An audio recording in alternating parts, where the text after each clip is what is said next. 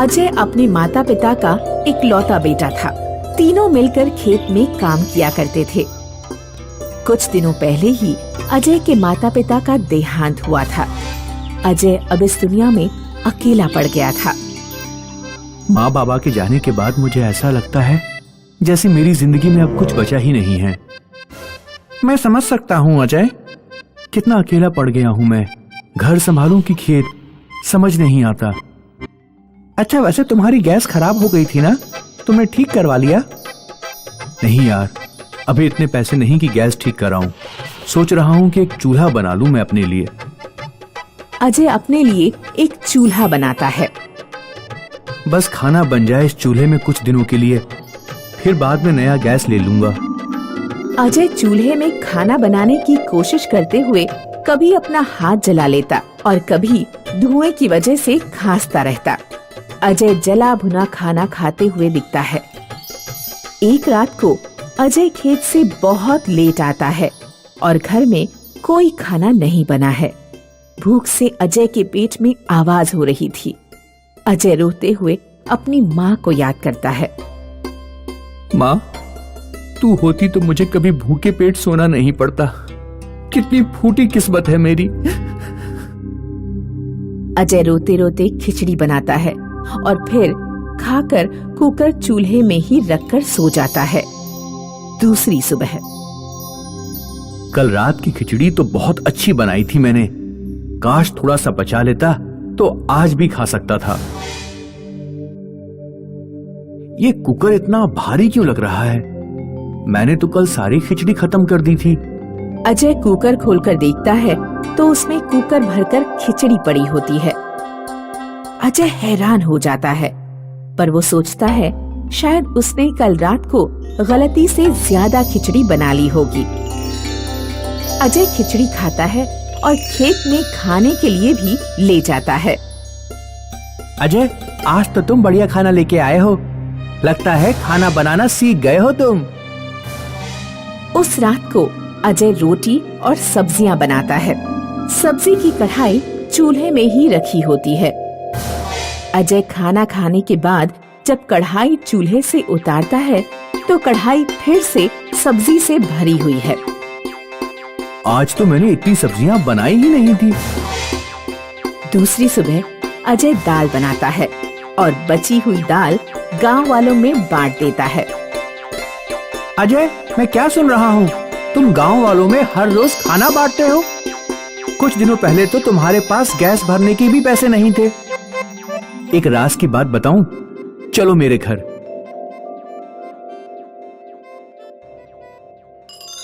देखो, ये मेरा जादुई चूल्हा है। इसमें जब तुम खाना बनाओ तो बर्तन में खाना खत्म ही नहीं होता। तुम चूल्हे से बर्तन उतार दोगे तभी जाके खत्म होता है खाना। ये तो बहुत अच्छी बात है, पर तुम गांव वालों को फ्री में खाना क्यों दे रहे हो? तुम इसके पैसे चार्ज कर सकते हो। माला माल बन जाओगे तुम। नहीं जय, मुझे माला माल नहीं बनना। इस चूल्हे ने मेरे बहुत बुरे वक्त में मेरी मदद की है। मैं चाहता हूँ कि इसके जरिए मैं भी वैसा ही करूँ, जरूरतमंद लोगों की मदद करूँ। तुम बुद्धू हो क्या? मैं तो कहता हूँ एक होटल खोल लेते हैं। मैं तुम्हारा दोस्त हूँ अजय, तुम्हारी भलाई के लिए ही कह रहा हूँ। जय और अजय ने मिलकर होटल खोल लिया। उनकी अच्छी कमाई होने लगी। ज्यादा मेहनत किए बिना ही पैसे आते हुए देख जय लालची बन गया और चूल्हे को अपना बनाने के बारे में सोचने लगा। अजय, तुमने कभी ये सोचा है कि अगर हम एक चूल्हे से इतना कमा रहे हैं तो दो चूल्हे से और कितना कमा सकते हैं? पर जय, इसकी क्या गारंटी है कि दूसरा चूल्हा भी जादुई चूल्हा बनने वाला है? तुम बना के देखो, क्या पता फिर से तुम्हारा जादू चल जाए। अजय और एक चूल्हा बनाता है, पर जैसे ही उस चूल्हे की लकड़ियों में आग लगती है वो चूल्हा आग से फट जाता है। ये क्या हो गया? ऐसा क्या डाला तुमने इस चूल्हे में? मैंने तो बिल्कुल वैसे ही बनाया था जैसे मैंने पहले वाला चूल्हा बनाया। कल फिर से बनाना। अजय ने दूसरा चूल्हा बनाया और दूसरा वाला भी फट गया। जय को गुस्सा आ गया और उसने अजय पर चिल्ला दिया। एक चूल्हा तुमसे ठीक से नहीं बनाया जाता। हाँ तो क्या हो गया? एक चूल्हा तो तुम्हारे पास है ही ना। ज्यादा पैसों के लालच में पागल हो गए हो तुम। लालची तुम हो गए हो अजय। तुम नहीं चाहते कि मुझे दूसरा चूल्हा मिले, इसलिए तुम गलत किस्म का चूल्हा बना रहे हो। अजय वहाँ से उठकर बाहर चला गया। अजय ना तो लालची था, ना तो अपने पैसे जय से छुपाना चाहता था। उसने सोचा वो फिर से एक चूल्हा बनाएगा, पर ये आखिरी चूल्हा होगा। अगर ये भी आग से फट गया तो पहला चूल्हा जय को देकर खुद खेती को लौट जाएगा।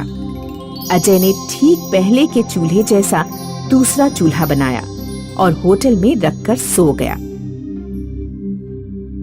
ये अजय मेरे सारे सपनों पे पानी फेर देगा। इसके भरोसे रहा तो मैं कभी भी शहर जाके पैसे नहीं कमा पाऊंगा। जय ने देखा होटल के किचन में चूल्हा रखा हुआ है। उसने चूल्हा उठाया और अपने घर चला गया। दूसरी सुबह, अजय बेटा उठो, उठो अजय बेटा उठो। हाँ, क्या हुआ? जय गांव छोड़कर भाग गया है। क्या? जय का पूरा घर खाली है। वो अपना बोरिया बिस्तर बंद करके शहर की तरफ जाते हुए दिखा था, लोगों ने बताया।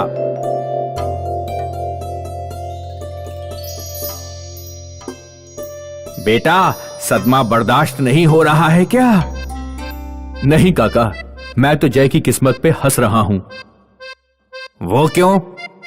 उस बेचारे ने सोचा होगा कि जादुई चूल्हा चुरा के शहर में बहुत सारे पैसे कमाएगा, पर जादुई चूल्हा तो मैं कल रात अपने घर ले गया था उसको देखकर दूसरा चूल्हा बनाने के लिए। वो बेचारा नया चूल्हा लेकर चला गया। अब पता नहीं उसमें कोई जादू होगा भी या नहीं होगा। उधर जय शहर में एक दुकान खोलता है, बड़े बड़े बैनर बनाता है होटल के लिए और खुशी खुशी पूरे विश्वास से सब्जी बनाने की तैयारी में चूल्हे की लकड़ियों को आग लगाने की कोशिश करता है। पहले के सारे चूल्हों की तरह ये चूल्हा भी आग लगते ही फट जाता है। जय चूल्हे को और अपनी फूटी किस्मत को देखकर सर पकड़कर रोने लगता है। मस्तानापुर गांव में मनोज सिंह नाम का एक गडरिया अपनी पत्नी और बच्चों के साथ रहता था। मनोज के पास 2 दर्जन भेड़ें थीं। मनोज हर रोज सुबह उन्हें जंगल में चराने ले जाता और शाम को वापस ले जाता। घर का सारा काम मनोज की पत्नी सपना संभालती। वो चूल्हे पर खाना बनाकर बच्चों के टिफिन पैक करती और उन्हें स्कूल भेजती। भेड़ों की ऊन और दूध बेचकर मनोज का खर्चा चलता। मनोज अक्सर देखता कि सपना को चूल्हे पर खाना बनाते हुए बहुत खांसी आती है। एक दिन मनोज सपना को लेकर डॉक्टर के पास जाता है। डॉक्टर चाचा, सपना को अक्सर बहुत खांसी आया करती है। मैं कुछ टेस्ट लिख रहा हूँ, तुम इन्हें करवा लो और कल मुझे इनकी रिपोर्ट दिखाना। अगले दिन मनोज डॉक्टर के पास सारी रिपोर्ट्स लेकर जाता है। डॉक्टर रिपोर्ट्स को देखकर कहता है, सपना को लंग्स में इन्फेक्शन हो गया है। उसे चूल्हे पर खाना बिल्कुल नहीं बनाना चाहिए। मैं तुम्हें कुछ दवाइयाँ लिख दे रहा हूँ, 2 महीने इलाज चलेगा, लेकिन ध्यान रहे चूल्हे पर खाना नहीं बनाना है। मनोज और सपना घर लौट आते हैं। दोनों बच्चे बहुत खुश होते हैं। मम्मी पापा आ गए। अगले दिन जब मनोज जंगल में भेड़ें चरा रहा होता है तो वो एक पेड़ के नीचे बैठकर रोने लगता है। हे भगवान, अब मेरा क्या होगा? मेरे पास तो इतने पैसे भी नहीं है कि मैं गैस सिलेंडर खरीद लूं।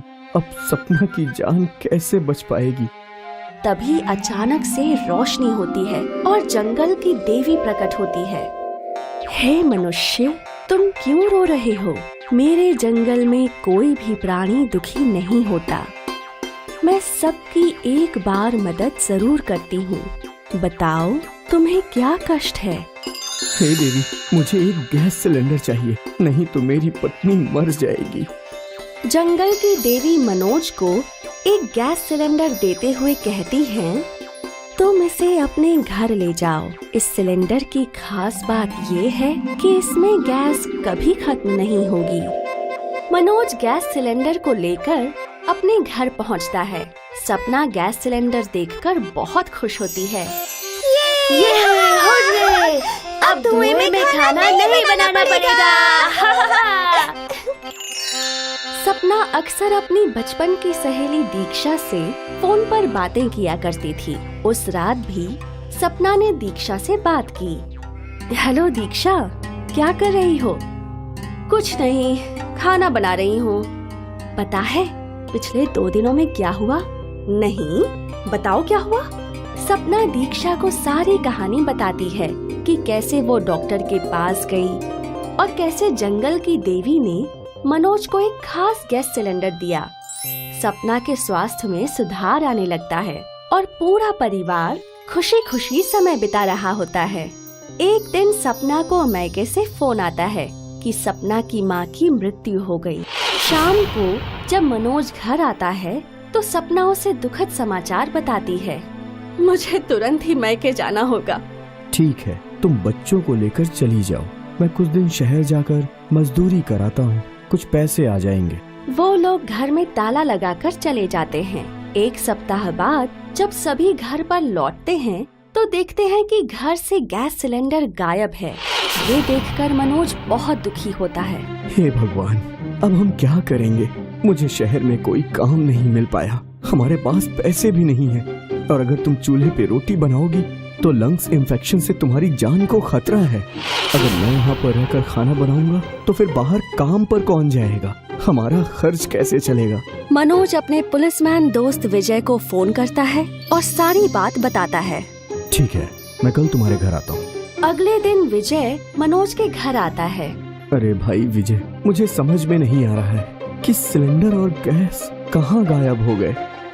ना तो कोई खिड़की टूटी और ना ही दरवाजे का ताला टूटा, सब कुछ वैसे का वैसा ही है, फिर भी गैस सिलेंडर कैसे गायब हो सकता है?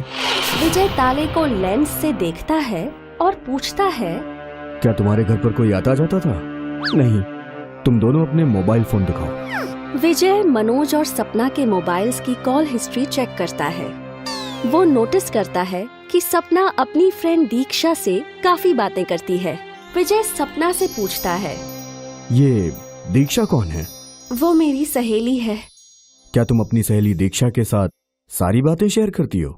हाँ, लेकिन उसका गैस सिलेंडर से क्या लेना देना?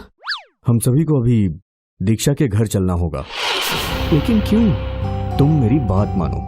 सभी लोग दीक्षा के घर पहुंचते हैं। जैसे ही दीक्षा दरवाजा खोलती है, मनोज और सपना उसके घर पर रखे गैस सिलेंडर को पहचान जाते हैं। अरे, ये तो हमारा ही गैस सिलेंडर है। दीक्षा बिल्कुल डर जाती है। दीक्षा, तुमने ऐसा क्यों किया? दीक्षा रोने लगती है और सारी बात बताती है। मुझे माफ कर दो सपना, मेरे घर पर सिलेंडर है लेकिन गैस बहुत महंगी पड़ती है।